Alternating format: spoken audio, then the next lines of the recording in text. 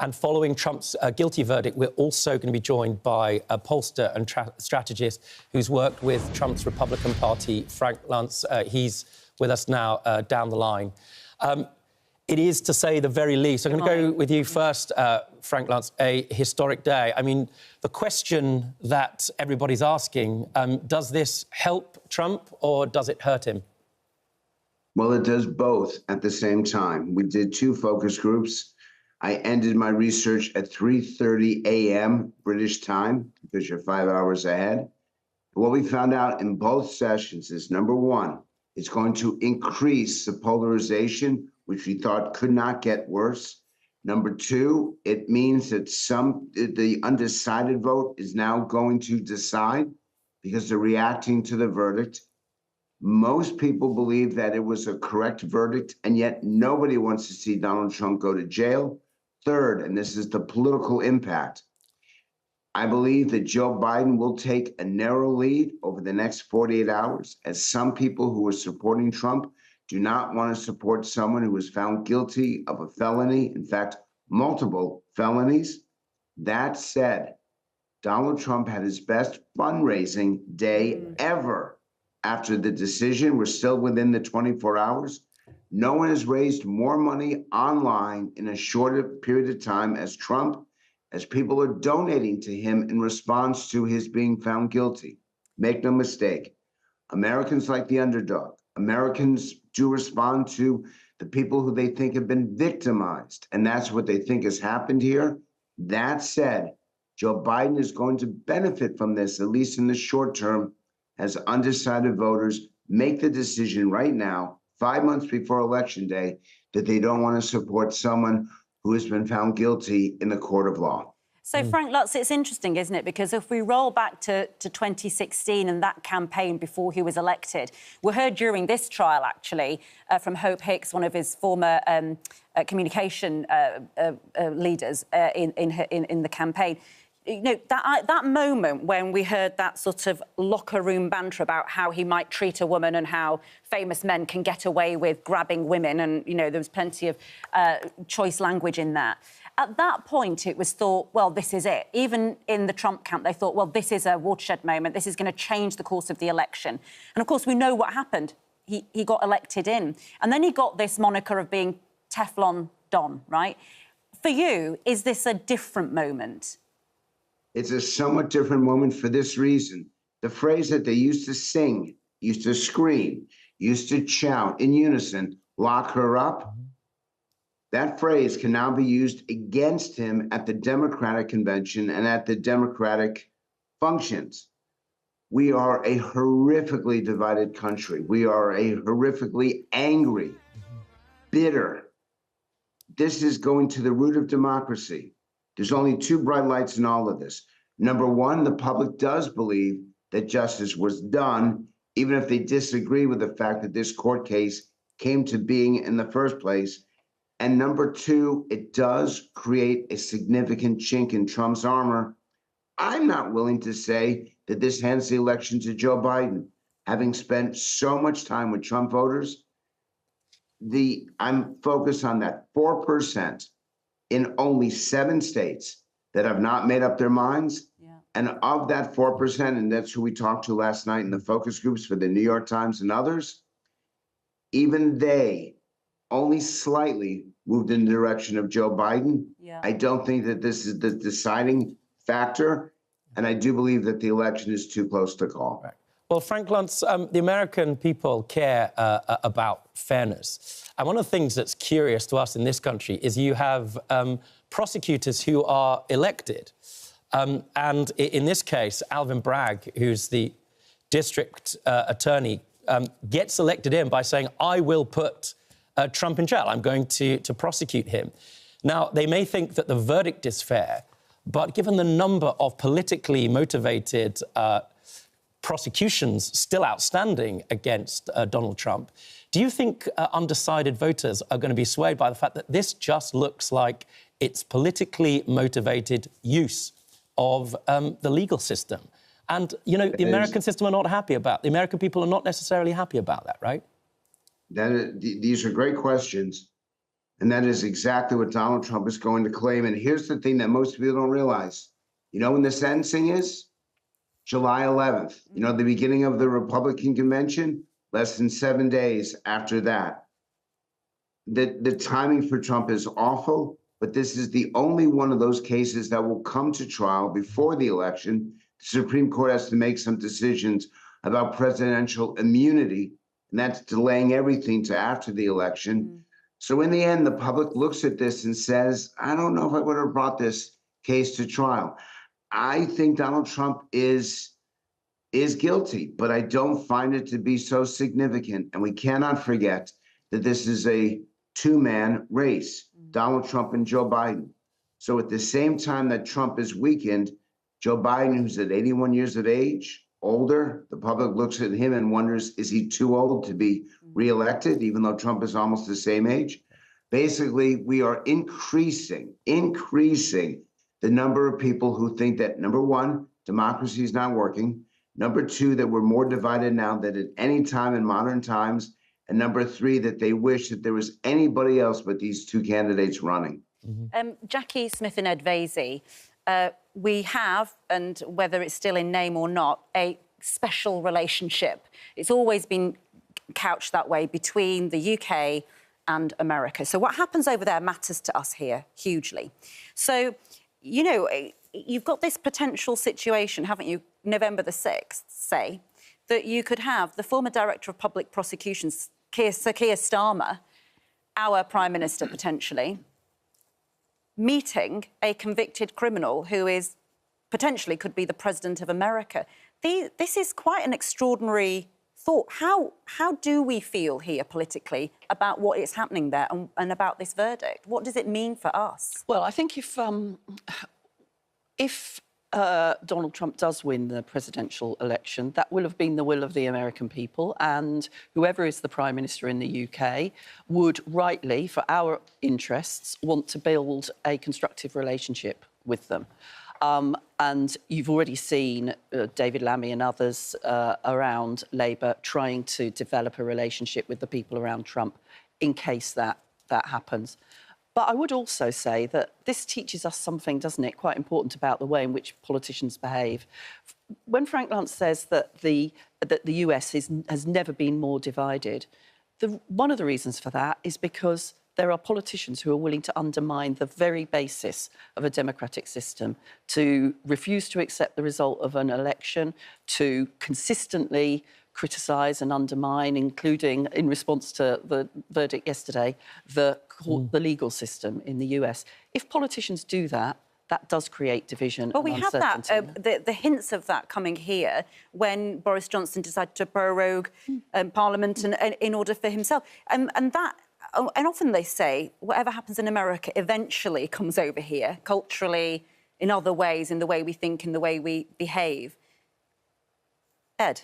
I mean, are we immune to this? No, we're not immune to this at all. I mean, it is obviously unprecedented that Donald Trump has had this conviction, but at the same time, it is kind of baked into his image and what people think of him and whether or not they're going to vote for him. He's not going to go to prison. He's going to get a substantial fine. And don't forget, he's going to appeal, so the kind of eventual sentence may even come out after the presidential election. And if Rishi Sunak becomes Prime Minister, of course, he would be able to exchange with Donald Trump his own experience of being fined over breaking the COVID rules, admittedly a very, very, very which tiny... Which he was challenged on in Buckinghamshire. Exactly, a very, very tiny misdemeanour. The French politicians are always going to jail for campaign finance breaches, which is quite common. I'm not in any way dismissing what Trump has done. But is that a democracy that we emulate? I mean, one of the problems here, to say the very least, whatever your view on Trump, and he's a polarising figure, you can't even suggest anything good or bad about him without evincing a huge reaction. But it's not just about him. What about politicians who use prosecutions as a political weapon? I mean, isn't that the end, the death of democracy under the rule of law? Well, obviously we have a different system here. Sure. And we don't have that the type of sort of political discussion that you heard from the... Well, just because you couldn't have that because it would be an unfair trial. The trial would be stopped. I mean, imagine the circumstances. You bring up lockdowns, for example, and offences that took place regulatory and otherwise during COVID. Imagine the circumstances where Sir Keir Starmer said, vote for me, right, and I will send Boris Johnson to prison. No, I mean, we do have a very different political culture in the UK compared to America. And European political culture is very different from that in America. And you elect the dog catcher, you elect the prosecutor. The Supreme Court is a major part of the political discourse in America. And we know that Supreme Court judges are coming under unbelievable scrutiny at the moment, quite rightly, for playing fast and loose with ethics rules, for example. So it is a very different culture. I think what is, the most worrying thing for me about Trump is Trump. It's the people who've got behind him and normalised and apologised for his behaviour. And this is, as it were, what he's been prosecuted for is, at the moment, the least serious charge against him. I mean, the other ones about fomenting insurrection, which will come probably after the presidential election, are much more serious. And as you indicated earlier, refusing to accept the basis of an election result. But the entire Republican Party has been captured by this man and now normalise and apologise for this behaviour. Yeah, let's go back to Frank Lutz, who's here, just to bring you up to sort of speed. Not you, Frank, obviously. I mean, everyone at home. Because you've been up... you've only had 2 hours sleep, I believe, and thank you so much for being on the show this morning. Just to let our viewers know, because, of course, we don't cover and we might not be interested in every small twist and turn that happened in the lead-up to this morning's breaking news of the conviction. But there is a moment here which goes to the heart of what Rob was saying there about the unholy closeness between political appointments and independent jurisprudence in America. And we've got a clip here that hopefully just brings to light and illuminates this point for our viewers this morning, which is Megyn Kelly, the very famous journalist. She worked for Fox News. She was the one who Trump said, when she was moderating a political debate with him in it, she was bleeding from her eyes, bleeding from wherever, he said, and it became an enormous issue over there about misogyny in public life. Let's just listen to Megyn Kelly, who is describing exactly what goes to the heart of what the appeal might be based on. And that is the point, isn't it? Right. The point you were making there. That potentially is the idea we'd have here. It's Keir Starmer saying that about Boris Johnson. Except he wouldn't. No, he wouldn't. We have a very different political... No, absolutely he wouldn't, but in a sense of making... And the 12 jurors, presumably, didn't run for any sort of office on the basis of saying that. No, exactly. It couldn't happen here, but in order to sort of understand what the problem might be in America, I suppose that is the only example we have here of what that might feel like. But I don't want... But I think, Ranveer, the suggestion that somehow or another America doesn't have a sophisticated political system, there's all sorts of parts of it that I wouldn't want us to import here, including that. But that is a developed democracy that is being undermined by the things that politicians are doing, actually. On both sides, you'd agree, right? I mean, it's not just Trump. I think it's more on one side than the other, to be honest. Let's get Frank Lutz's view, Rob. Frank, just to be clear, if that happened in this country, as Jackie Smith, our previous Home Secretary, said, that would be the end of the criminal case. It would be what's called an abusive process straight away. And we should also sort of set out what the offences are. Basically, Donald Trump, I'm not in any way undermining the seriousness of it, but, he paid off a adult film worker, is that what we're calling her, in order, the jury found, to win an election. Now, that happens across the political spectrum. It's happened in other parties. You need to think about various other players, Bill Clinton, Paula Jones and Monica Lewinsky, etc., etc. Here, we are in a moment of such polarisation. Help us understand, if you can, how this is a fair prosecution and the extent to which that's going to impact things. Well, it's improper. It's unseemly, and it's actually sad that this has happened. And I want to emphasize 2 points. Number one is that special relationship is real. It's the reason why I'm in the UK right now, guiding a group of West Point cadets through London, because I believe that the British democracy and the American democracy are so essential that we be united and moving forward. Second is that you don't want this polarization that happened in America and how quickly you forget what was going on during Brexit. I was here. I watched your country come apart over its relationship with Europe. And if you remember, there were several different governments. It was a disaster. So both countries face this. Yours over a significant policy, ours over the uncharted behavior of a presidential candidate.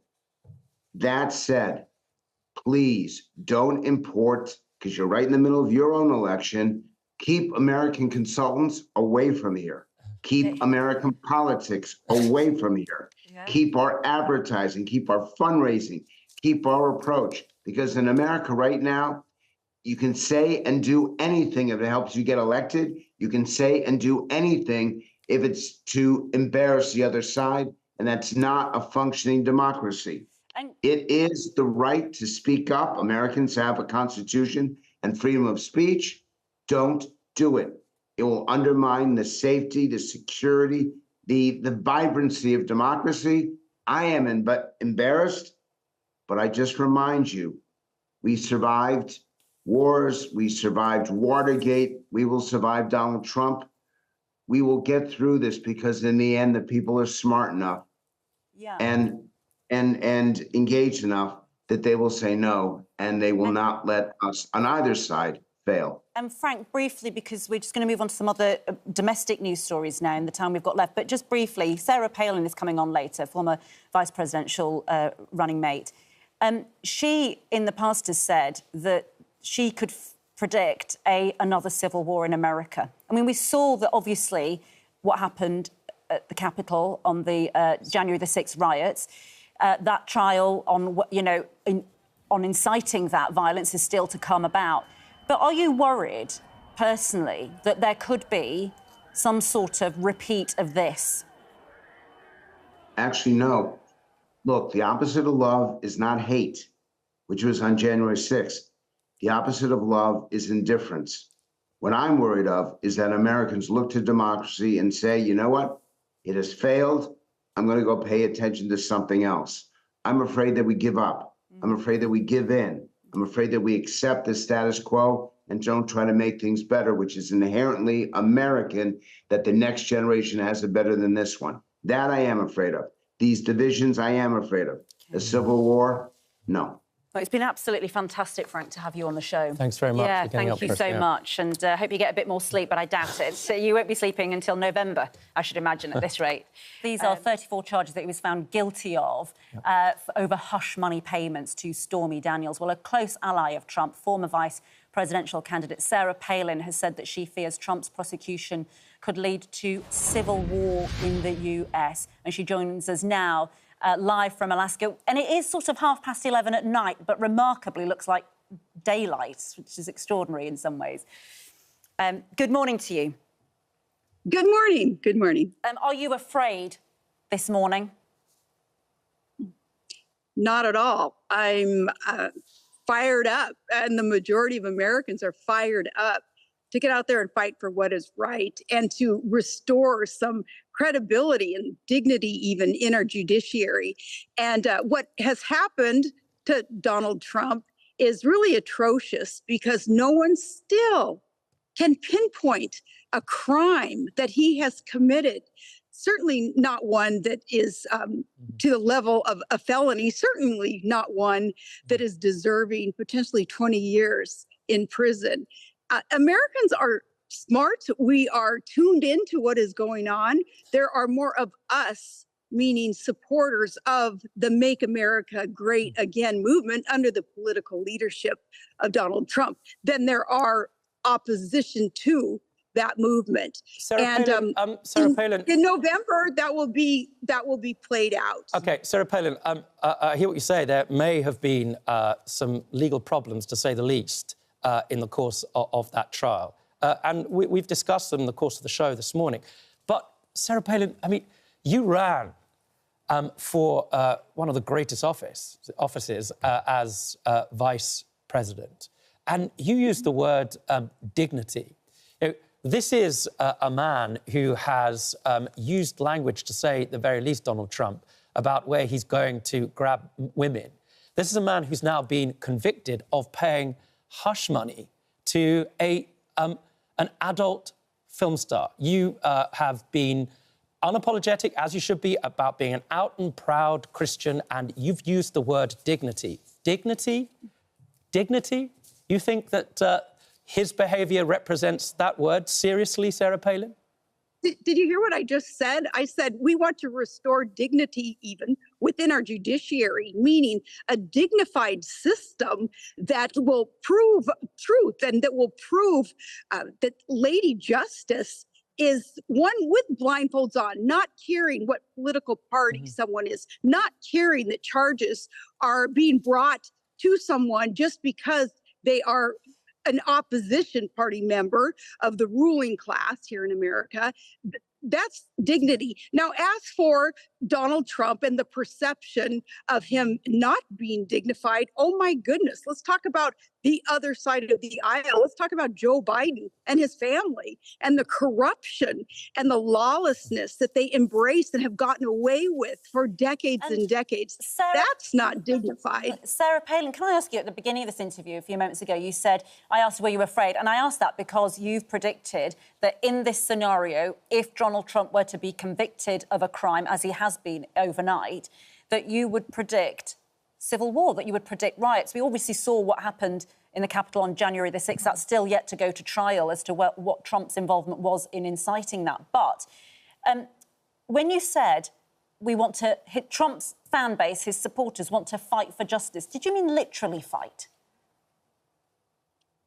We, as supporters of the political leadership of Donald Trump, who will lead America to greatness again, we would never draw first blood. And I have never said that we will go into a civil war or that we will riot or anything else. I've never said that. So you guys are wrong in putting those words in my mouth. I have said the fear would be that the other side wants to draw us into that. Wouldn't they love to see who would be defined, I guess, as Trump supporters out there rioting like they do? Didn't you say that on News... something doesn't go their way? Didn't you say that on Newsmax about a year ago?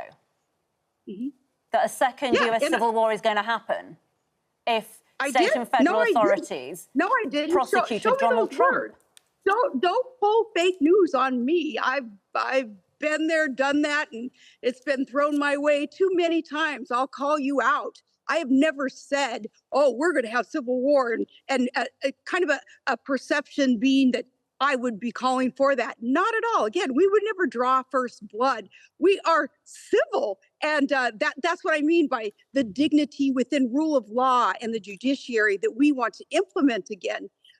So no, I have said that the fear would be of a civil war, that they want to draw us into that, just like the January 6th fake insurrection into our nation's capital, where that was a setup and Trump supporters were blamed. Sorry, People learned their lesson in assuming that it was a fake. Sorry, I have to understand what you're saying. You know, we could go and check these words. It was a fake setup, but why was it fake, Sarah Palin?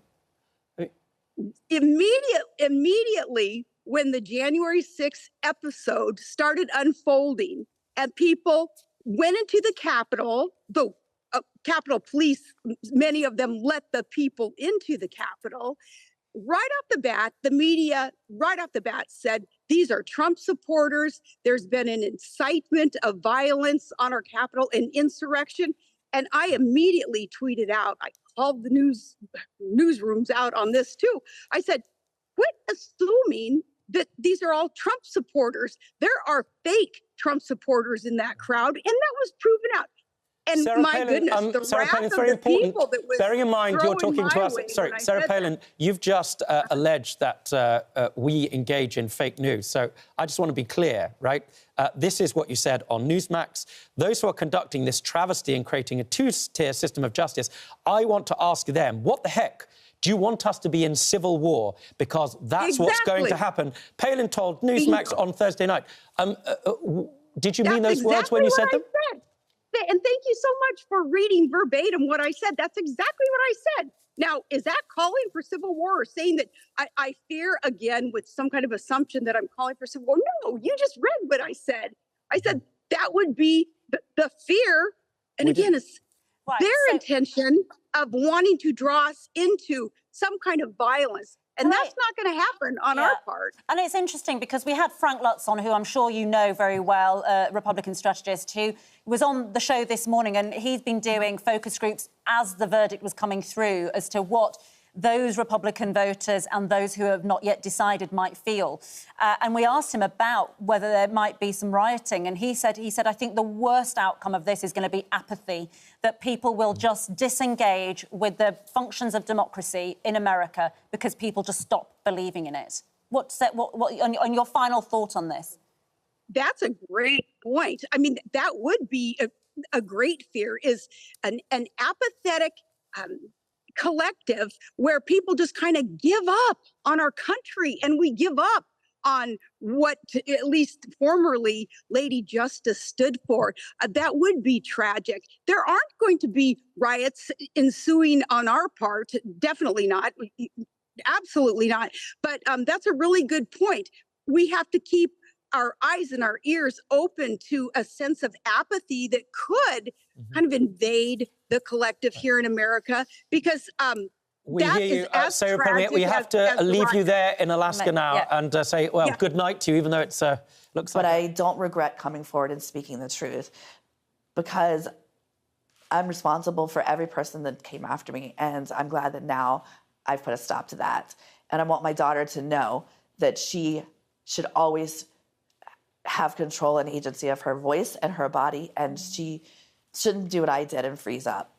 I want her to be able to be proud of me. Stormy Daniels, the woman at the centre of Donald Trump's historic criminal trial, has said that Melania should leave the former president because he is abusive and a convicted felon. Well, Trump became the first US president to be convicted of a crime after he was found guilty of covering up hush money payments to Stormy Daniels in the lead-up to the 2016 presidential election. Well, we are going to speak to her. She is the woman who had that pivotal role in the trial. Well, a very good morning to you. This is a remarkable situation for you to have been in. We have interviewed you before, but not since your testimony helped convict President Trump. How are you feeling right now, still at the centre of this storm? I don't know if I've quite processed it yet. You know, I made the mistake of thinking that it would be like a movie, that it would be the conviction, or the verdict, should I say. The verdict would be the end, the finale, and it would just end and the credits would roll and life would go back. But it hasn't been that way. We still have the sentencing, we have the fallout from that. And I don't think that my life will ever be normal. You said that you had to wear a bulletproof vest on your trips to court. Why was that? I did. And what do you experience? So it's not so much Trump, but we have a man who has been accused of inciting the January 6th Capitol riots and encouraging his followers to react violently. And I got some serious death threats, daily threats against my family, my daughter, graphic, horrifying things that they said they were going to do to my family in front of me. And there was one email in particular that just felt odd. And I showed it to some law enforcement friends that live here in Florida. And they said, you know what? It's better safe than sorry. You're not going to, regret wearing this if someone shoots at you. And you got to keep in mind that in the days leading up to my testimony, someone set themselves on fire. There was an open, somebody shooting, I believe there was. So at this point, anything is possible. And I know that the most dangerous I was from the door of the car to the stand in the courtroom. And I was pretty sure that somebody would do anything to stop me from getting on the stand, including shooting at me. That's quite something to be afraid of. And that is a genuine fear. Did you pass that? You said that you showed that threat to law enforcement friends. Did you report it? I mean, are there investigations going on into these threats against you? So what I have learned, unfortunately, I've had a few stalkers in the past. They don't seem to take it as serious when you are someone in the adult industry. The other problem is that when you fill out a police report, it can be found online and they can get your home address and your information. So it's almost more dangerous to do that. I also know that if you show fear or report things and it gets out, it's almost encouraging their bad behavior. It's like blood in the water for the sharks. So I sent it to some friends. They are law enforcement, but they just looked it over privately and said, you know what, you're right. Trust your gut. This one's a little bit odd. It was almost like a riddle. I don't want to repeat exactly what it said, but it wasn't the crazy, stuff that you usually see online. And it was different. And it just struck me really wrong and I couldn't shake the feeling. And so they're like, yeah, you should do this. Especially, like I said, people set themselves on fire and they were desperate to stop me from getting on the stand. And, look what happened. Can I ask you about President Trump in particular? We know that he has lots of wild supporters and they've made threats against you. We know that he tried very hard to prevent you speaking publicly and then to fight this trial. But now he's been convicted and you say you're fearful. Do you think he's the kind of man who likes to seek revenge? And what could that mean for you? We have to keep in mind, all of his other cases, that he's ever gone against in his entire life were civil, and this one's different. And he's backed into the corner. He didn't get away with it this time, and he could face real consequences that take away his freedoms. In the past, when he's lost a case or whatever, he's actually lost a case to me. I won my NDA case that was thrown out. I won attorney's fees from him. I prevailed in that case. But in the cases before, it was always that he could buy his way out. He's got the money to do that. He's fined, and money doesn't mean anything. He was fined so many times just in this case when he violated the gag order. So fining him doesn't mean anything. But this is the first time that the consequences could mean that he loses some of his freedoms, that he loses control. And I think that he's scared and he's going to react. And with all this other stuff, I'm the target. This was not the Stormy Daniels case. It was not the hush money case, but everybody called it that. I also am not the one that brought the charges. So many people messaged me and said, drop the charges against him. I'm like, I didn't charge him. I'm a witness. I was subpoenaed. I didn't want to be there either. It was, I was ready for this to be over. But I think that, like I said, this is the first time that his freedom is being taken away and he can't buy his way out of it. And I am the only thing that he can attack. Some of his other cases, boxes of documents are inanimate objects. I'm a real thing. I'm something that he can direct their anger at. And I think that he's going to lash out and act like a toddler. When you say lash out, in what way? I mean, if President Trump gets back into the White House, becomes the most powerful man in the world, do you feel like he'll just forget about you? No, because he's going to try to make an example out of somebody, I believe. And he's made it very clear that he's going to be changing things when he's in office and pardoning people. And, yeah, I think that he would try to make a display out of it. You know what I mean? And like I've said, I didn't do this. I didn't bring the charges. I'm not responsible. I didn't press charges. But I am the spark that lit the keg that blew up and revealed all of his other information. But what form do you think that might take? Well, we all know that he has lashed out multiple times in the past. He doesn't hesitate to verbally attack and lie. I mean, his lies are ridiculous. A few weeks ago, he posted these letters online that said, "Just found, the judge won't like these." And they were letters that were written, and in 2016 from Michael Cohen's direction and to Keith Davidson, those two letters that, I was honoring the NDA and had to sign them before I was released from it. And I was pressured into signing the second one. I was in a hotel room and afraid. Immediately once I got out of that room, I recanted. I just did what I had to do to get out of that room. But he posted these online, trying to deflect, and said, "Look what was just found, letters saying that Stormy Daniels admitted there was no affair. Just found. Will they be admitted into evidence?" what was really funny about that is that I already knew they were in evidence because I was asked about them weeks before. So you're worried that the president, that if he gets back, he will just continue verbal attacks on you. Now, there is... Yeah? I was going to say, actually, at the very least, you know, he's still trying to come after me for the judgment, which I don't understand. He is convicted. It's been proven that I didn't lie. Everything I have said has been the truth. It's been backed up by facts. I've never changed my story. I've remembered more details, but I haven't changed my story. You can go back and listen to interviews I've done in the past, and they're exactly the same. So how is it fair? How is it fair that I have to pay these fines? And I didn't lose a case. I didn't lose a defamation case. I never got a chance in court. E. Jean Carroll got her day in court and she won. And she's gotten, what is it, over $80 million?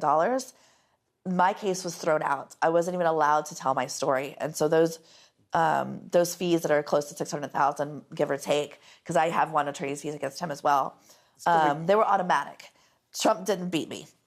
Yeah. Stormy, can I ask you one final question? You know, you have a daughter, a ranch, your partner. One event all those years ago has put you into the public spotlight. How do you feel about your life being defined by that event 20 years ago and your battle with Donald Trump? Is that how you want to be thought of, to be seen? Or is there another part of you which actually you feel is the real you, which we don't see? I mean, this is the real me. I have been, to a fault, myself the entire time. I am what I am, you know? If I could go back in time, I wish that I hadn't gone to that room. Some days when they were really hard, you know, when my family's being attacked, when he's trying to collect that money by going after, you know, Barrett's house. It's not even my house. I've never owned it. The bank owns it. He has a mortgage. It's nothing to do with me. When my daughter's father gets fired from his job because the documentary on Peacock, Stormy, came out. When I respond to a friend on social media and all of his trolls attack them and endanger them, things like that, it makes me sometimes wish I hadn't done it. But I don't regret coming forward and speaking the truth because I'm responsible for every person that came after me. And I'm glad that now I've put a stop to that. And I want my daughter to know that she should always have control and agency of her voice and her body. And she shouldn't do what I did and freeze up. I want her to be able to be proud of me. He was married, of course, at the time when you had that encounter with him. And he has talked about how horrible this has been for his wife, Melania. What do you feel about Melania and the situation that she's in? Well, first of all, I'm not going to speak for Melania. It is not my place to speak for another woman. And we have to keep in mind, we don't know what their arrangement is. Perhaps it was okay. Perhaps it wasn't. Until Melania tells me how she feels. I know she was angry. She called me the porn hooker or something like that. But we don't know what their personal dynamic in their relationship is. But I will say that she's probably very upset with the scrutiny and the negative coverage because she's a mom. And I'm sure she's concerned about her son and his well-being and how it's affecting him. And I honestly, you know, like I said, I'm not going to speak for her, but as a mother, I would imagine that did play some parts in her choosing to remain out of the spotlight during the trial. And I commend her for that. Stormy, thank you for joining us this morning. It's fascinating talking to you. You know, your name's so appropriate, isn't it? Because literally in the eye of a continuing storm, and it must be a very strange situation for you that this hugely powerful man is now convicted, partly as a result of your witness testimony. Stormy Daniels, thank you. Talking to us live very, very early in the morning in Florida, so we really, really appreciate it. Thank you so much. These are images of a lifetime, aren't they? Yeah. They are photographs of the century, in a sense, when you saw the shots of He said in a subsequent interview in an American newspaper this morning, he believes that had he not turned his head to look at a screen that was displaying information and data. Had he not turned his head at that moment, he thinks he wouldn't be here Absolutely. today. We've got Noel Phillips, our North America correspondent, who's going to be reflecting that in a moment. But first, let me bring you up to date with what the US President Joe Biden has been saying. He's urged the country to come together as he addressed the nation from the Oval Office to condemn the shooting of Donald Trump. The attack left Mr. Trump wounded and is being investigated as an attempted assassination and a potential act of domestic terrorism. A bystander was killed and 2 others critically injured. Our chief correspondent, Richard Gaisford, first, is at the scene where the attack took place in Pennsylvania. I mean, I think we are still looking at those videos over and over and over again because it almost is incredible to process that this truly happened. But the questions, of course, Richard, where you are what on earth were the Secret Service doing, if not putting a sniper on every available building around the person who could be the future president once again? Yeah, absolutely incredible to think that the gunman could get so close to Donald Trump, be outside of the official event itself, outside of the direct security zone. Ranvir, the road behind me has just opened, in fact, and behind that merchandise stand, which lays exactly as it was on Saturday evening when people fled this rally in fear, there lies that building with the roof. Now, I've been to a number of these rallies over the previous 2 election campaigns.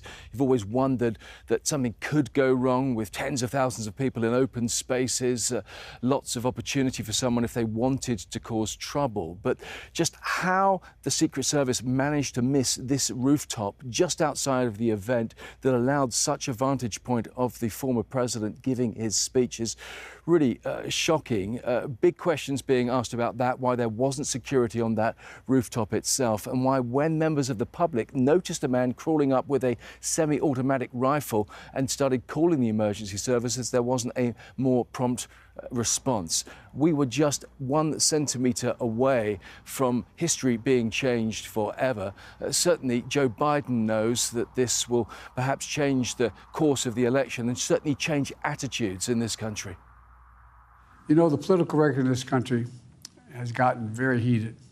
It's time to cool it down. But politics must never be a literal battlefield, and God forbid, a killing field. A presidential plea to lower the temperature in politics and stand together following an assassination attempt on Donald Trump. Look what happened.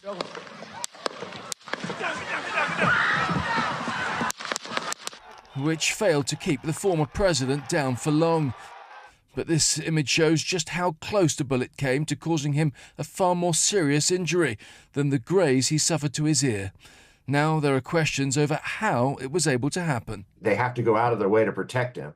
And I think that whoever was responsible for securing this venue, I can't see them staying employed with the U.S. government much longer. And President Trump had just started speaking at a rally in Pennsylvania. Secret Service snipers were positioned on nearby rooftops, but the gunman managed to climb onto the roof about 400 feet away and shoot directly at Donald Trump. He was bundled away. The gunman was shot dead. But a member of the crowd, Corey Comprador, was killed as he shielded his family. A doctor sitting nearby tried to help. The thing I will carry to my grave is that poor woman absolutely sobbing. When, she was told, is he going to be okay? No, he's dead. It's just insanity. Now questions too about the gunman, identified as 20-year-old Thomas Crooks, a registered Republican. But investigators still haven't found a motive for the shooting, which failed to kill Donald Trump and inadvertently created what could become the defining image of the US election. Richard Gaisford, Good Morning Britain. Well, meanwhile, Donald Trump has now travelled to Milwaukee in the state of Wisconsin ahead of Republican National Convention, where he will address the conference and accept his official nomination for the presidency from his party this week. In a number of interviews since the shooting, Mr. Trump said that he has rewritten his speech and that he will use the opportunity to bring the country together rather than to attack Joe Biden. Our North America correspondent, Noel Phillips, is in Milwaukee, where the convention is taking place, and no doubt the security will be absolutely watertight.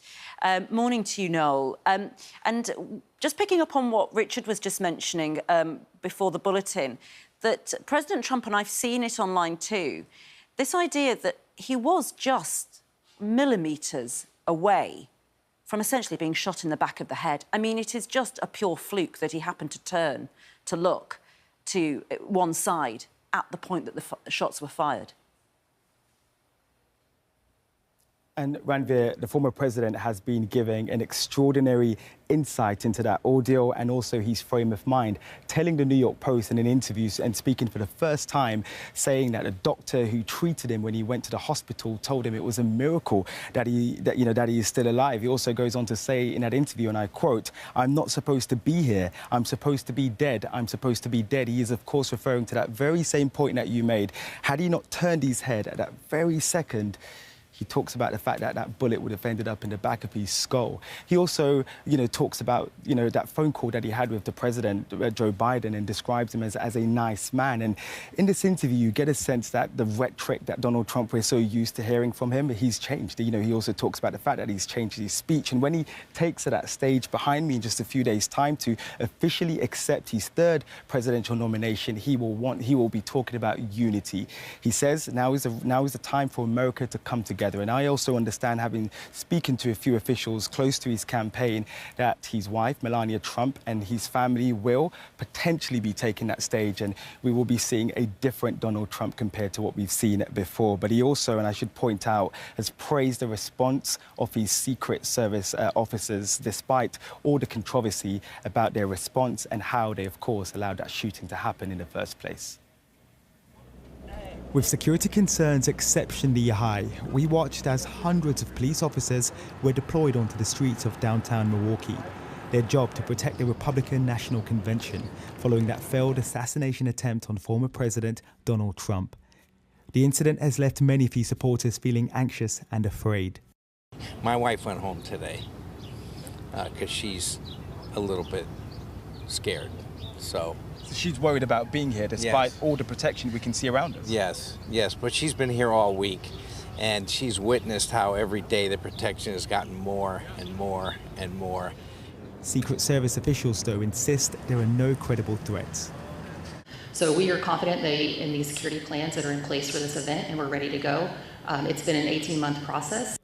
71-year-old Bradley never thought he'd live to see another assassination attempt on an American president. So when I first heard the news and then I started seeing the footage, I started crying. He was only 6 years old when John F. Kennedy was shot and killed in Dallas in 1963. And I saw my mom cry. And I think that's probably what brought some memory back, is that they were trying to kill one of our people that's trying to lead the country. State law allows people with permits to openly carry guns in the area outside the convention, but Wisconsin's governor has called for a ban. Noel Phillips, Good Morning Britain in Milwaukee, Wisconsin. Trump, who was speaking, wasn't he? And he made this statement. Let's listen to what he said about the fact that, because of the attempted assassination, that he wasn't supposed to be there tonight, that it was a miracle that he was. So many people have asked me what happened. Tell us what happened, please. And therefore, I will tell you exactly what happened, and you'll never hear it from me a second time because it's actually too painful to tell. The amazing thing is that prior to the shot, if I had not moved my head at that very last instant, the assassin's bullet would have perfectly hit its mark. I'm not supposed to be here tonight. Not supposed to be here. No.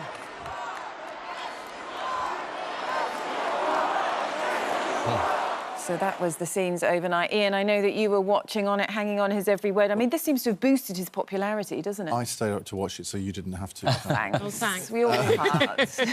Other things I do for We've got the program. edited highlights. Yeah. This was a very un-Trump-like speech. It was a very unconvention-like speech, because normally the candidate will go into a convention and be very rah, rah, rah, and that's Trump's natural speaking style. But certainly the first half of it was not like that. It was very sober, reflective. The kind of speech you would hope Donald Trump would make in these circumstances, actually. Now, he did get a bit more boisterous towards the end, called Nancy Pelosi Crazy Nancy, but he only mentioned Joe Biden once in the whole speech. and we can come up with all sorts of reasons for that. He delivered a speech that obviously, I mean, the crowd in the hall absolutely loved. And I think independent voters will have watched that and thought, well, OK, I've seen a different side to Donald Trump today. It's almost like, you know, in terms of what's happened to him, this assassination near-death experience, but also what's also happening with Biden in the background. Right. It's almost, you know, the polls have all been indicating for a while now that Trump is going to win. And it's sort of, maybe he's thinking, I might be president, and therefore I've got to maybe talk about bringing people together and have that more presidential sort of tone, rather than, you know, just going for the jugular as often politicians And there he is, do. I mean, kissing... Well, first of all, the speech went on for an hour. Hour and a half. Hour and a half, right, kissing the uniform of the man who that was a bit cringy, murdered.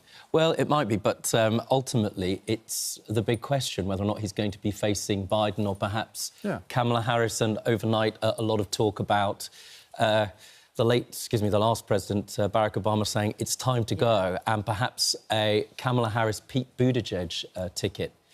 What do you think? Is President Biden going to be running, yes or no? The reason that Donald Trump only mentioned him once is because he didn't need to do anything else, because the Democrats are attacking him, and understandably so. I mean, it's an awful thing to watch. It's a slow-motion car crash.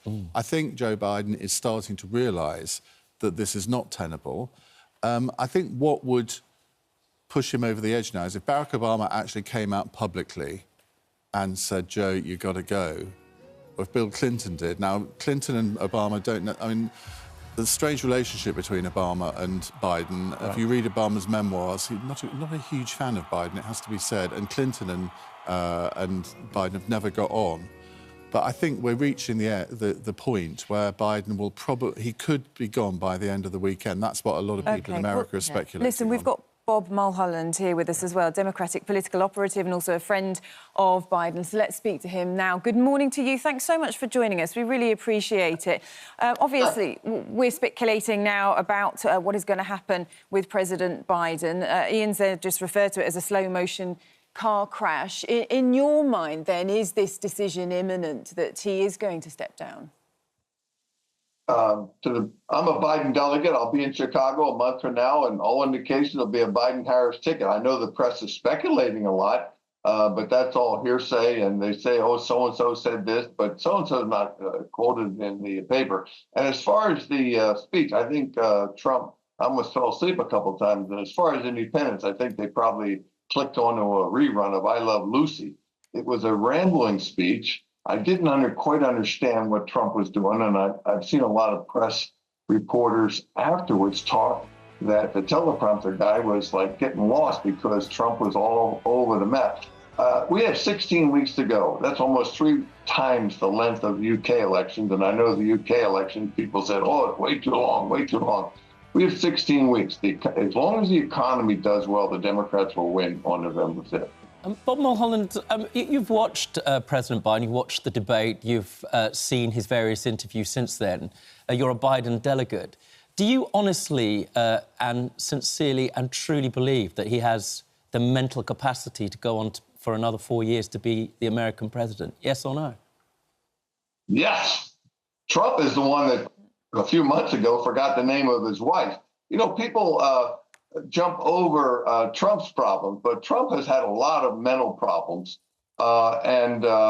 Tonight he had a teleprompter, so he got through most of it, but not very effective, in my opinion. I think the presidential historians will rate it as one of the worst convention speeches, maybe since Herbert Hoover of the Depression president. But if we're focusing on President Biden and we think about, you know, some of the scenes that we've seen recently, there was the confusion, wasn't there, when he was introducing President Zelensky, for example, and referred to him as President Putin, which was excruciating. And there are more voices joining forces, aren't there, to put pressure on him, calling for him to go. It has become a difficult situation, and doesn't that detract from what this should be about? Only this week. Remember, in America, every day is a new event. So, for instance, last Saturday, the discussion was all on Biden. And then Saturday night, the shot was fired. And then for days, it's all on Trump. And tomorrow could be a whole different story. We as Americans, and I've been involved in politics for over 50 years, we have short memories. Most voters don't even pay attention to this kind of stuff until the last few weeks. And when the press hyperventilates, oh my God, this happened, that happened, and they start to believe in their own reporting. But that's not how the American people are. Remember, 2/3 of the American people don't even have a passport. They couldn't find any of these countries that anybody's talking about on the map. And when it comes to... Bob Mulholland, the people who do vote, so the opinion polls are quite clear and across the board from across the political spectrum that it's looking like a disaster for President Biden. You know, you might be a delegate, but let me ask you this. Let's assume that President Obama makes that telephone call and says, look, Joe, it's time to go, and give room to perhaps Kamala Harris and run alongside maybe the Transportation Secretary, Pete Buttigieg. Would you be in favour of that? Can you see that happening? I'll wait until Biden makes any change of decision. Hey, just remind your viewers, in June of '92, there was a national poll, President Bush at 32, Ross Perot at 30, and guess who? In Arkansas, Governor Bill Clinton was at 24. And I remember the press, oh, this guy's finished. Clinton ain't going anywhere. And, of course, he's 8 years in the White House. So when somebody says... Which of those candidates were clearly showing visible signs of, well, mental deterioration? You're missing the point. You were referring to polls. The polls show that it's basically a dead even in America. Trump's usually ahead by a few points, but we're 16 weeks out. And let's not jump ahead of the voters in America. The American people will decide. Now, have a listen to what President Biden said. He said he would stand down if he had a medical condition or an act of God. Just have a quick listen to this. Is there anything that you would look to say, if I see that, I will reevaluate? If there had some medical condition that emerged, if the doctors came to me and said, you got this problem, that problem. He is pointing to the fact that there are circumstances in which he would step down. I understand your advice is, for the moment, for him to hang on in there. But if he did, who would you want to see as the candidate? Well, obviously, the President Biden, if he made such a decision, will be Kamala. Yeah, just remind your viewers that at least our guy's religious. He goes to church every weekend. The only time Trump's an atheist, the only time he's gone to church is for one of his wife's funerals and for a big donor. So we have a kind of a strange election where the Republican Party acts like their guy, Trump, is some holier than thou. You know, he's had multiple kids with multiple women. He's had multiple marriages, and he's an atheist. But yet that's the Republican running, and he's the next president of the United States. No, he's not. Well, listen, Bob Mulholland, we appreciate you joining us this morning. Thank you for your thoughts, and we will wait to see what happens next with the race. Thank you. But a very loyal friend to Biden. I'm not sure how much he was helping the Democrat cause there. I mean, look, the thing about Trump is people in America know him. And it is something we might find difficult to comprehend, that, you know, he has all these things going on in his past and the way he behaves, but the fact is they voted for him. And actually, Biden isn't like Clinton back then. He's not the insurgent here. Right. But also, the debate has moved along. It's not about could Joe Biden survive another 4 years in the presidency. Is he fit to be president between now and January? And I think a lot of people are coming to the conclusion that no, he's not. And if he does step out now, I think it's entirely possible that he could also resign the presidency, so Kamala Harris could then fight the campaign as the incumbent president. And she's got a lot to do if that does happen, because it's 16 weeks. Yeah. And, you know, how is she going to get her presence out there to beat Trump? But your point about Pete Buttigieg, who he ran for the presidency in, I can't remember now, was it 2020? Yeah. I mean, that would be, as Sir Humphrey might say, a courageous move for the Democrats to have a black female presidential candidate and a gay vice presidential candidate.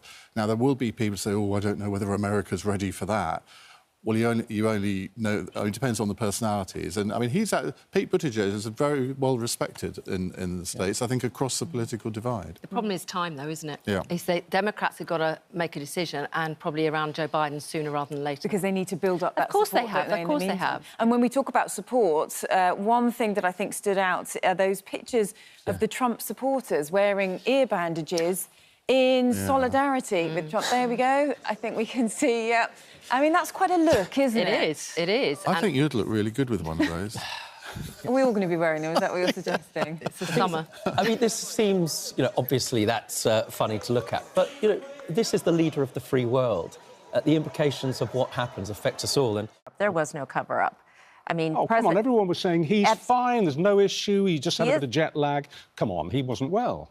Mostly generous statements, I would have said, overnight from world leaders on Biden's decision to call it a day. Trump, of course, the exception, with an extremely sour statement. But graceless. Very graceless. But I just wonder if that actually reflected his inner feelings about this, because this is the last thing he wanted to happen. This soft target, this easy target, gone. Yeah, well, it's a brutal defenestration of President Biden. It's been a long time coming, and I think there'll be a post-mortem for many years to come in terms of this kind of historic moment, because some people will say, obviously, that Biden was very selfish. He should have resigned months ago and given the Democrats a clear run to establish a candidate to take on Trump, and there'll be talks about a cover-up. I mean, obviously, I don't know President Biden, but anyone watching the television will have seen his decline in the last year, really. If you see pictures of him about a year ago, he's still kind of got it, if you want to put it that way. So the big and obviously Trump was heading for a very easy victory over the current state of President Biden. But now we have potentially Kamala Harris is going to be the presidential candidate. She looks nailed on unless something very badly goes wrong. And even though she's been vice president for 4 years, she's still in many ways an unknown quantity. We don't really know much about her foreign policy experience. She was responsible for the border control, which is seen as a bit of a failure in the US. So she will face a tough fight against President Trump, but I think he will find her a trickier opponent, not least because she is a woman, and we know what Trump's reputation is with women. It's not going to be easy for him. It's blown the race wide open. That's what it's done. All of a sudden, whose age is the issue? Well, it's Trump at 78. Whose dodderiness is the issue? It's Trump's, when he often rambles these speeches and gets names wrong, makes all the mistakes. The focus will be on there. And you have, if it is Harris, you've got a former prosecutor versus a convicted felon. You've got the woman against the bloke who's alleged to be a rapist. You look at it all the way down the line, including the race fault line in the US, it's changed completely. Now, I thought Trump was awful in his response, and his second coming isn't any better than his first, and is arguably worse. He just spews out abuse all the time. He's got a very poor grasp of policy. Well, she is going to be a much more difficult opponent. Let's hold that thought then. Let's go across to America and join Senator Pat Spearman, who, as I said, knows Kamala Harris extremely well. She's known her for many, many years. Good morning, Pat Spearman. Thank you for joining us. Has she got what it takes? If she does get the nomination, has she got what it takes to take Trump down?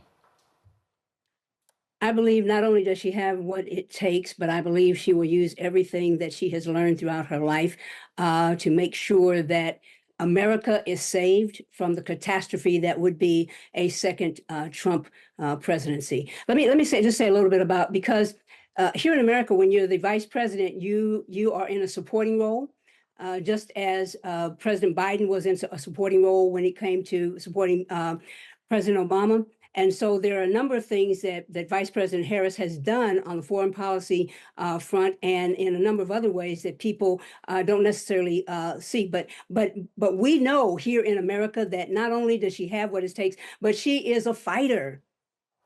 She is a fighter, and every election that she has faced elections where they did not believe she would win. And I believe that this one is like the others, and she is up for the fight, and we are up for the fight with her. Yes, because if we look at the polls at the moment, according to a poll conducted between July the 5th and the 9th, that was the Washington Post ABC News Ipsos poll, she polled about the same as Biden against Trump in head-to-head matchups.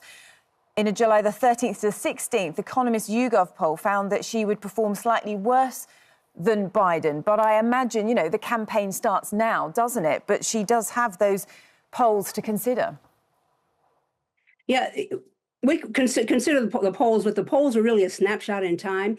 And I believe that once people really meet Kamala Harris as the fighter that I already know that she is, and once people hear her vision for America, there is no doubt in my mind that more and more people will understand why she is the most qualified. She's fully qualified to step in as the next president of the United States. Senator, if I was sitting next to you on a plane or a train or something, and in conversation it emerged that you knew Kamala Harris really well, you went back years, I would settle very happily into my seat and turn to you and say, OK, then, what's she like? You know what I'm asking? Paint us a profile of what this woman is actually like as a person rather than a politician. So the first thing that I would tell you is that she is tough as nails when it comes to making sure that the right thing is done at the right time. I would also say to you that there is another side of her that deeply respects humanity and human beings. There is a side of her that is empathetic. If you look at her background, being the daughter of a Jamaican father and an Indian mother, and being a woman in America, you know how tough it has been for her at every level in her life. And so I would say to you that when you sit down and talk to her, it's not like talking to a politician. It's really like talking to your friend.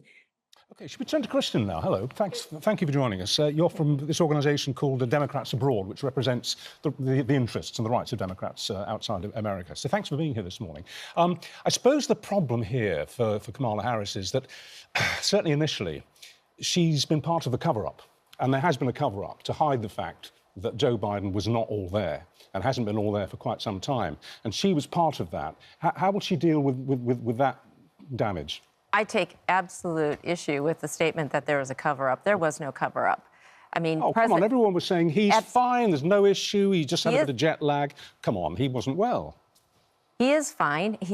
And in fact, I mean, just having come out of that NATO meeting, we had world leaders, including our own Prime Minister here in the UK. He introduced the President of Ukraine as Putin. And they laughed, and they joked at the end of that. But Keir Starmer even came out and said that in his private meeting with the President, he had full command of the issues, and they covered a lot of territory in just 1 hour. Why she had to go then? Well, and that's, I think he read the room, if you will, and President Biden has always been open to listening to others. And, I think I don't know. We will probably find out more as time emerges. Well, Saturday, he was saying, I ain't going anywhere. And Sunday, he says, I'm off. So what's happened then? I don't know exactly what's happened because it came as a complete shock. I was having my Sunday roast dinner with my family last night. So you didn't expect it at all? Not at all. Not at all. Really? Not at all. Because pressure had been building, hadn't there, though? There were increasing calls for him to go. It felt like it was a matter of when, not if.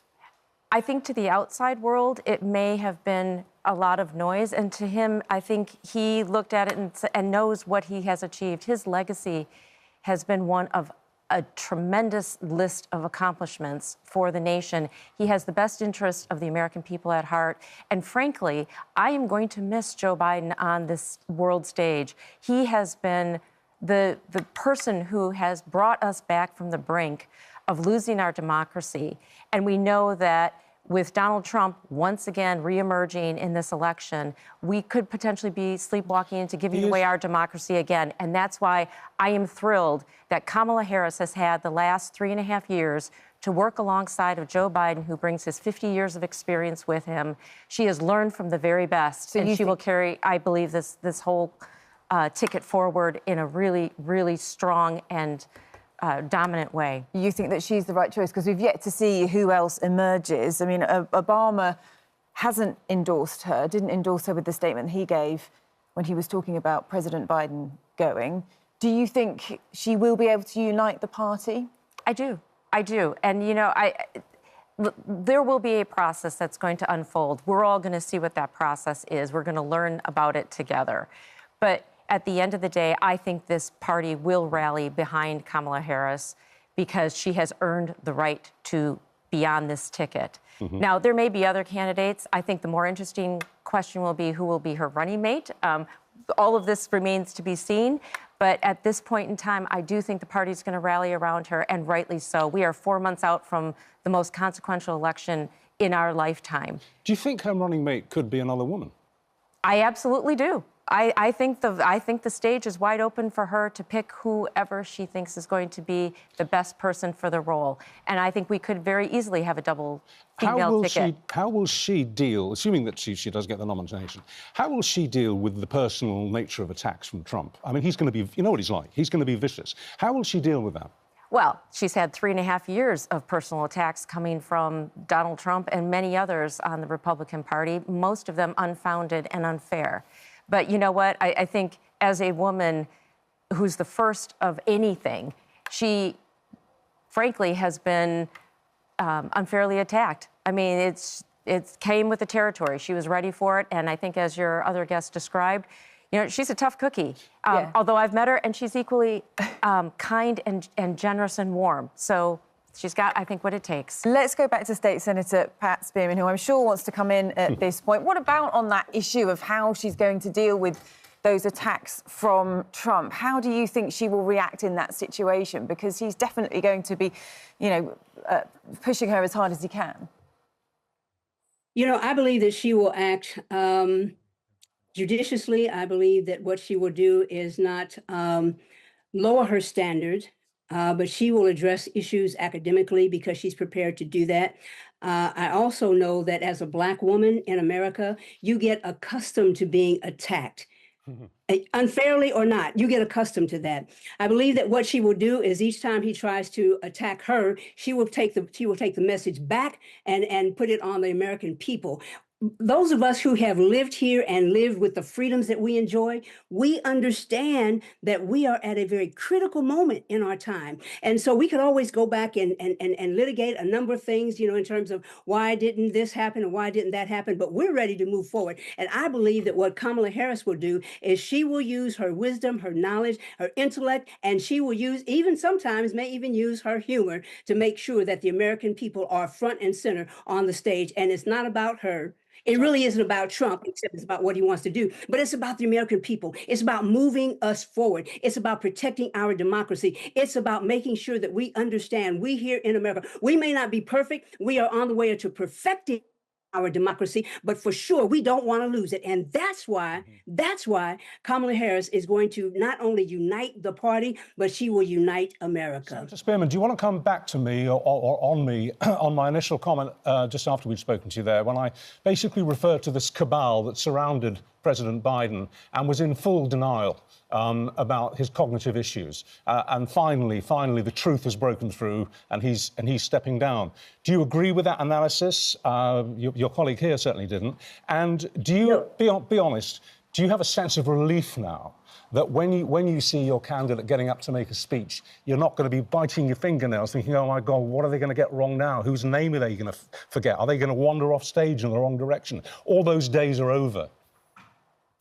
Well, you know, first of all, I have watched President Biden for a very long time, and I've watched him long enough to know that he has struggled with a challenge of stuttering.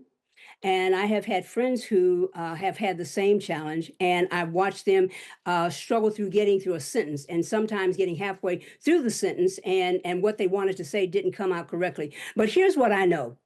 He may have looked like he was in decline in the last year, but you just look at what Joe Biden has done. If he was in decline, I'll tell you what, God have mercy on anybody who would try to challenge him if he were not in decline, because he has been able to hold this country together. He's created an economy that has produced more jobs than any other president in any other time. If he was in decline, he has gotten the infrastructure bill passed that has helped states, even those states that don't even like him. But he has been able to do those things. He's been able to usher in an era where we've got lower prescription drugs. We've got caps on prescription drugs that our seniors need. So I'm not interested in talking about maybe he was in decline, maybe he wasn't. But what I am interested in doing, I'm interested in talking about what he has already done. And if you want to know what people can do, I certainly agree that I certainly agree with you that his cognitive abilities are no longer relevant. And I'm sorry, because sir, he's not running. I've also sat down and had a conversation with him. I've sat down and I've had a conversation with him,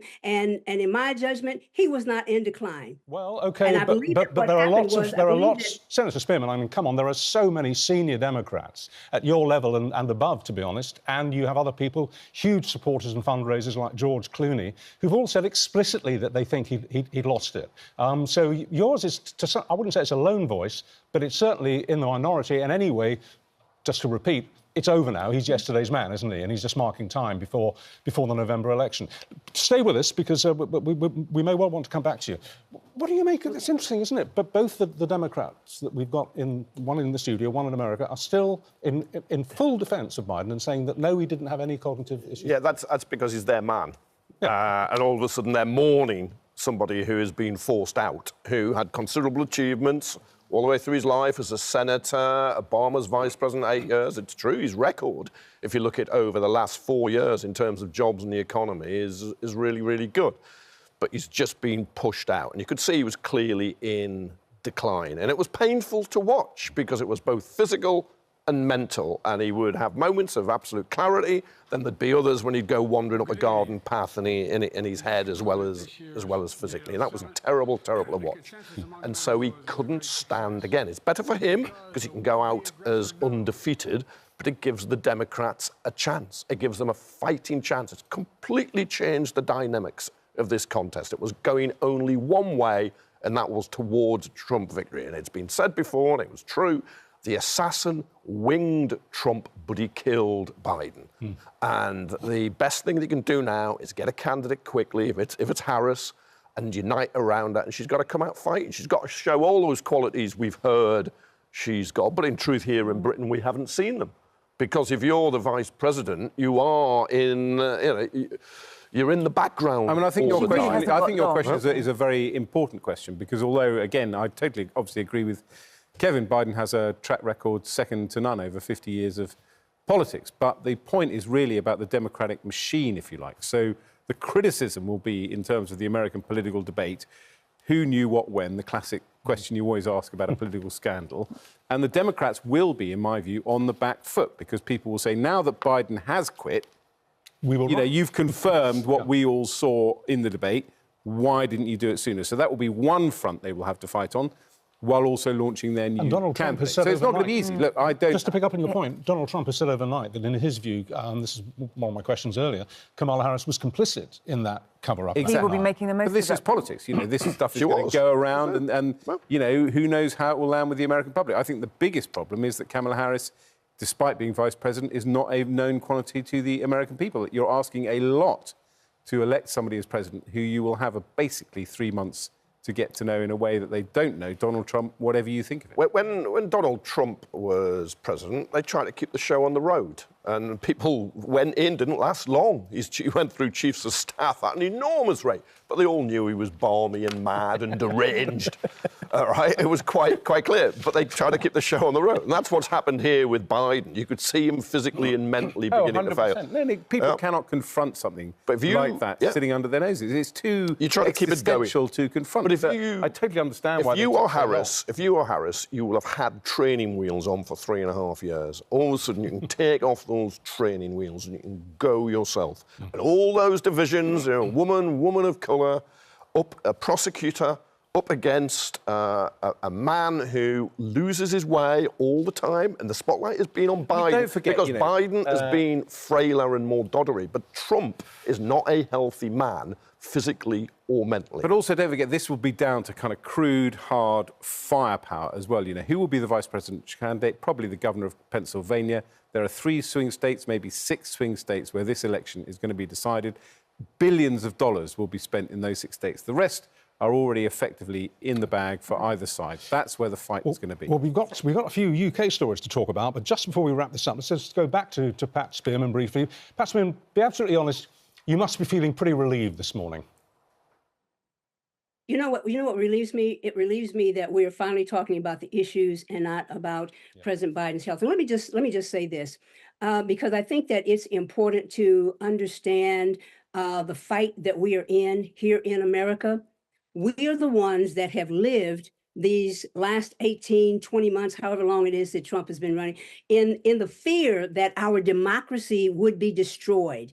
And so the relief comes that we now can talk about the real issues in this campaign. And I believe that Kamala Harris, some people think that, well, we don't know her. Well, if you were in America during the real estate crisis, you know her, and you know how she took on the banks and how she saved several thousand homeowners home. If you were here in America, you know the fight that she took to Brett Kavanaugh when he was before the Senate to be confirmed, and how she asked the very tough questions. If you've been here in America, you know the Kamala Harris who is able to take up the fight and talk about reproductive rights and go all across the country. If you were here in America, you saw Vice President Kamala Harris go onto the world stage and talk and be very specific about how America is in full partnership with NATO. And so there are some people who don't know her, but a lot of us already do. And those of us who have the vote, we know her well, and those who only know her will get to know her well. She's a fighter, and she will unite not only the party, but she will unite this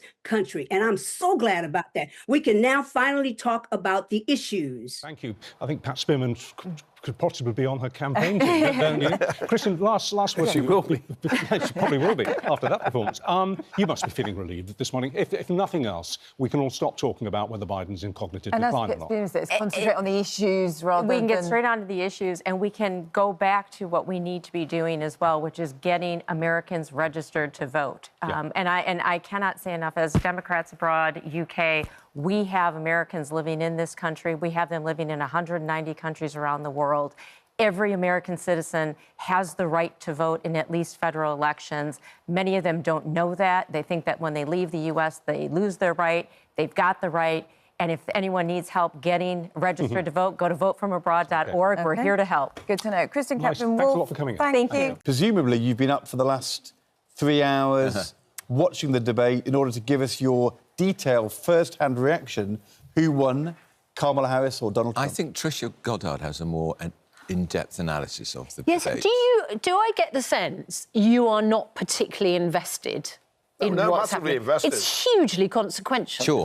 Who wins. Well, it could swing. It could swing the outcome. But if I'm working until midnight tonight, I couldn't stay up last night as well. I mean, that is the problem. I've just watched the clips, and what I think is odd is that there's not been a snap poll, which we always get here in our debate. No snap poll. The betting markets say that is won by Harris. The betting markets shifted in her favour. It's the second most watched event in US TV after the Super Bowl. So it's the Super Bowl of politics. Him saying that he watched on TV migrants eating pets.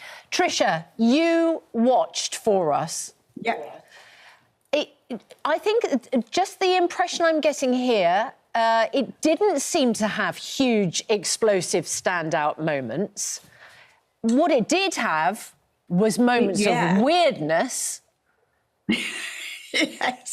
Yes, the whole thing about Springfield, Ohio, when Donald Trump repeated that migrants, had been eating cats and dogs and what have you. One of the brilliant moderators, Lindsay Davis and David Muir pointed out that they contacted that town and nothing had happened. What it was is somebody had posted on Facebook that a daughter of someone they knew claimed they'd seen this. That's the only claim. And J.D. Vance himself actually backpedaled and said, well, yes, it probably was made up. But obviously that message didn't get through to J.D. Vance. Another thing was when it came up about abortion and the question asked to both Harris and Trump, would they give a blanket, abortion ban? They wanted to know if Trump would give a blanket abortion ban. And then they quoted J.D. Vance, who was clearly at odds on all of this. And Trump said, oh, well, we haven't spoken about it. So there were many weird moments, but I have to say it was like watching Law and Order. Kamala Harris played a blind. In fact, the Democrats were really strategic on this right from the beginning. They had no open mics between hand and all of these different rules, no audience and what have you. Well, initially, the Democrats said, no, we want the mics to be open all the time because they knew Donald Trump would get himself into trouble. Donald Trump's team said, no, because they're trying to rein him in and make him stick to script. They said, no, we want the mic shut down between, you know, when people speak. Apparently, Donald Trump was absolutely furious about it. And incidentally, my colleagues at CNN tell me that when he brought up the cats and dogs, all the Republicans in the spin room went, oh. Tricia, for anyone who didn't see that, let's just remind them of the moment when Donald Trump repeated this spurious, unsubstantiated rumour about Haitian migrants in Ohio. They always say in politics, if you really want to understand the dynamics of a political event, you should turn down the sound and just look at the screen. And if you turn the sound down there, what do you see? You see Donald Trump says something, Kamala Harris kind of laughs like, you are totally crackers. And then he ends up in a row with the moderator, where the moderator is speaking, he's trying to shut him. And the overall visual effect, even though the mics are off, as Tricia Goddard said, is good for Harris. Yeah. Tricia, who wins the election based on the outcome of this debate? You can't, I mean, the real fight, and this was held in the Philadelphia Constitution Center because Pennsylvania is one of those swing states. You can't judge, and Kamala Harris, after the debate, talking to her workers, actually, and I saw that as well, I've been up all night watching this stuff, said, look, we can't rest on our laurels. No presidential, I mean, you know, you can't say, you can talk about who won and who lost the debate. And I think for the Republicans, it came as close to a moment of when the Democrats had to watch Joe Biden in that last debate. Trump looked old and tired, and Kamala sort of said, you know, this is the new moving forward. It's a new generation. It's a new movement. Of course, brought up things like abortion, et cetera, et cetera. So, but you can't bank the outcome. There's 56 days to the election. It's about getting people motivated. And people didn't know who Kamala Harris was. They saw much more of a glimpse of who she was here. She talked about her middle-class upbringing, the fact that she wasn't handed millions on a plate and bankrupted 6 times, the fact that she was a prosecutor. And so she gave us a glimpse on who she was. She actually mentioned some policies like giving $50,000 to new startups, for instance, $6,000 to new families so they can buy, baby carriages, as they call them over here, and car seats and things like that. Talked about the Obamacare, affordable care and what have you. And she kept leading Donald Trump into these traps. And I've got to say, I was sitting there watching it, and it was like watching Law and Order. We're going, no, no, no, no. And sure enough, Donald Trump walked into it. There wouldn't have been any war if it had been for me, because I'm very good friends with Putin. I'm very good friends with Xi. I'm very good, and he talked about Orbán, of Hungary, the right-wing PM of Hungary, really admiring him. And of course, Kamala Harris said, well, I'm not going to be swayed by basically people blowing smoke up my backside, and it takes a dictator to know one. Ooh, and he wow. just kept walking into those traps. It was brilliant. Tricia, we are so grateful. Thank you. Thank you for that. very much. Great to get your analysis. Our US commentator, Tricia Goddard, thank you so much. Kamala Harris did get the endorsement of Taylor Swift. I'll be casting my vote, she said to her, let me just have a look how many followers she had at the last, 283 million followers. She said, I'll be casting my vote for Kamala Harris in the 2024 presidential election. She fights for the rights and causes I believe need a warrior to champion them. Most celebrity endorsements aren't worth very much at all, I think. But Taylor Swift... She's a phenomenon. Yes. If every one of those followers voted... Yeah. Which they won't, but she'll motivate a base. Even if the 10th of them. Yeah, she'll motivate a lot of young women to vote who probably demographically didn't vote at a high rate in the past. Possibly their mums and their dads as well. I mean, she is the endorsement you wanted. You'd rather have her than not. It's clever timing, isn't it? Yeah. I mean, I think I would guess if the debate had not gone so well, they would have said to Taylor Swift, could you do it another day? Yeah. But if they feel as though they've come out of it well, Harris says, bring on another debate. Yeah. Taylor Swift then goes out and says, we want a warrior. This is kind of like good politics. It's the weirdness of Trump. Which was Kamala Harris's running mate came up with it. He's weird. The people around him are weird. Cats and dogs plays straight into that. If that's what people take away, he's going around with this falsehood. Oh, I've read it, I've seen it on TV, when it's just utterly baseless. It's got a boomerang on him. So at about 5 p.m. our time yesterday, Sunday tea time in the UK, somebody with a sniper rifle got within about 500 yards, within killing range of Donald Trump. It's the second narrow escape in 2 months. Is the Secret Service in the US fit for purpose? Well, I think they did better this time, the FBI, because last time they had to admit they failed miserably because the shot actually caught the former president's ear. So, but shots were fired.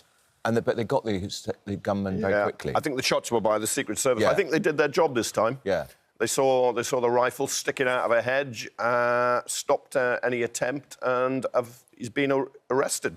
But we've got to address... You've been very generous to the Secret Service. I mean, to actually allow somebody with an AK-47 scope rifle to get that close to get within killing range. They were clearing the holes, clearing the course, and they identified him. Now, I think it's very easy to attack them, and they clearly failed in the first one, but I think credit should go where it is due. But there's two questions. One, why are there so many attempts? This is the second. And then, secondly, the US has to tackle the gun culture. That someone can have an AK-47 or an AK-47 style assault rifle. Now, Trump himself defends the right to have these weapons. He did last time. So did Kamala Harris. Yeah, and it's ridiculous. Hang on, but just a minute. She made the just point go that back she to and her clearing the husband course. have both Surely got you guns. clear the course before the president starts his round of golf. You don't clear the course as he's actually playing. No, but you will, but then you will go back round. I mean, you could say you have an entire area a mile wide around a president that nobody can enter, but I suspect that is just impractical. Yeah, I mean, honestly, I don't play golf. No, but I think if I was on a golf course, I would feel pretty exposed. You're very exposed. It's a large area, and thank goodness for this Secret Service agent who his job was to stay one hole ahead of Trump on the golf course and to scan the perimeter and noticed the AK-47 rifle poking out of a hedge. But if that guy hadn't spotted it at that particular point... He'd be dead. He could be dead. He could be dead. And then what happens? Who would take over? Does Vance, his potential running mate, become the president of the Republican Sorry to be nomination? cynical about this, but does this actually give Trump a bit of a lift in terms of his profile? Trump seems to be the only person who thinks he won the debate last week with Kamala Harris, the only one. He said he's not doing another one because he did so badly. This will dominate the headlines for the rest of the week. Yeah. Yet again, Trump in the firing line. Takes us away from the cats and dogs stuff. It does, and he will then be able to appear, I'm not going to be bowed, I'm not going to be cowed by it. So the Trump campaign released this personal statement from President Trump, former president. Following the incident, he said there were gunshots in my vicinity, but before rumours start spiralling out of control, I wanted you to hear this first. And then in capitals, I am safe and well. Nothing will slow me down. I will, capitals, never surrender. I will always love you for supporting me. I mean, defiance, you know, it reminds you of 2 months ago, he had his fist in the air, fight, fight. His poll rating will rise because of this. Yeah. And he told a supporter, Sean Hannity, a former broadcaster, or he has his own online channel now, that, oh, God, I want to finish the hole. So he's presented as this heroic figure against the world. Now, the suspect we'll find out what exactly motivated him, but he was very opposed to Putin's invasion of Ukraine, big supporter of Ukraine, was trying to recruit Americans to go and fight in Ukraine. And you wonder if that is forgive the pun, the issue that's triggered him. Do you think the fact that it's happened twice in such a short space of time increases the threat level still further to Trump? What I'm thinking of is a third attempt. Copycat. Yeah. Yes, I would have thought so. Yeah, and security around him will be intensified even more. And yet again, this will play to his strengths because he'll say, you know, I'm fighting on. He is an incredibly divisive figure, but can't victim blame here when there is an assassination attempt. He has to be... But my first thought when I heard it was, wow, his poll rating will soar. Although it didn't really soar that much last time. You clearly get sympathy, and you deserve sympathy but it didn't. But people are no longer talking about migrants eating cats, killing cats and dogs. They're talking about... Is the FBI looking after him? But what lay behind that last question was simply, I'm just wondering if there is somebody in America right now who is going to pull the trigger a third time and maybe this time connect. Yeah. Unfortunately, there will be people in America considering assassination attempts on all sorts. Well, there are more guns in America than including his rival. There are 3 guns for every person in America, and that's why, actually, even if there were to be a root and branch reform of gun law in America, those guns are going to be there for 100 years. But most Americans don't own guns. I think is it 40% do, but the other 60% are terrorised by them. Yeah, although, of course, the argument would be, well, thank goodness that there were agents with guns who could stop the person with the gun. That's always the argument from the pro-gun lobby, isn't it? You need to have to be armed in order to fight the people who are armed. And you know what happens when anyone gets near Trump? They're not allowed to carry guns. And yet the pro-gun lobby will say, if everyone carries a gun, we'll all be safer. Well, around the president, you're not allowed to carry a gun. You're not allowed to carry a gun into his rallies. You're not allowed to carry guns into the Republican convention. But yes, you have people to protect him, but the reason you have people to protect him with guns is because so many other people have guns. You take guns out of America, America will be safer. Yeah, and in fact, Kamala Harris herself, as you mentioned, is a gun owner. Let's have a listen to what she said in the debate. I've made very clear my position on fracking. And then this business about taking everyone's guns away. Tim Walz and I are both gun owners. We're not taking anybody's guns away. So stop with the continuous lying about this stuff. I mean, you would want... I'm proud of it. You would want anybody who wants to try and kill a presidential candidate to have their gun taken away. But in America, that is not a popular argument. I know, and she's making a virtue of the fact she's a gun owner. Yeah, well, she would have been, as a prosecutor, unfortunately, I suspect she would have been advised by the police and security services to have a gun as a prosecutor because she would put behind bars many, many bad people. And we saw her prosecute rather effectively Donald Trump, a convicted felon, in that debate. Trump's issued that statement. Can we expect to see him on camera later today, do you think? Oh, I'd be amazed if we don't. I'd be amazed if we don't. Little speech. Defiance. Defiant, Strength. Yeah, and there'd be courage. even more FBI officers in the vicinity around him. No bandage this time. Thankfully, we think the would-be assassin's rifle wasn't fired. Such an interesting time over there because, as we've seen over the weekend, Kamala's slight lead in the polls has faded. Trump's poll ratings are already starting to go up again. This, as you said, can only help. It will help him. She hasn't had the... I mean, she's changed the debate in the sense that she's obviously more effective than Biden, but she hasn't really charged into the lead at all. And we have to remember, Trump won last time in about 4 states, and that's still going to be the same again. The Electoral College have this curious system in America. And while he's ahead in places like Pennsylvania, he looks to me like he's going to be the next president. When he beat Hillary Clinton in 2016, she was at 5 or 6 million more votes than him, but it's a bit like our parliamentary system, but it's across 50 states for an electoral college. And the smaller conservative states are overrepresented. So they won't vote for her. his heartland will. It's kind of the system skewed towards him. You made reference to the rather ridiculed statement he made about immigrants from Haiti in Springfield, Ohio. This is because immigration is a massive issue in the American election. I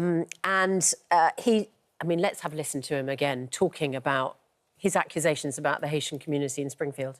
I mean, it's, totally undermined, utterly ridiculous claim. Immigration, though, massive issue. And it should be taken extremely seriously. And she was put in charge of it, Kamala Harris, by President Biden, and has not secured the borders. If we think we've got a problem crossing the channel here, hundreds of thousands of people, particularly coming in from Mexico and other countries. Yeah, it is a serious issue. But I also imagine it doesn't help by the ridiculous comments like that because it whips up even more hatred and fear among people. I was going to say, I think it probably has led to a pretty unpleasant backlash in Springfield, Ohio. They say the cars of Haitian migrants, I don't know how many, have been attacked. But it hasn't damaged Trump's standing. I mean, it has in this country, and those who dislike him anyway have laughed at him, were laughing at him for saying it. But it hasn't affected his status in the polls at all. Because people think it's true. what he said. Or they're prepared to hope that it's true. Which is outrageous, because it's an absolutely awful thing to say and completely untrue.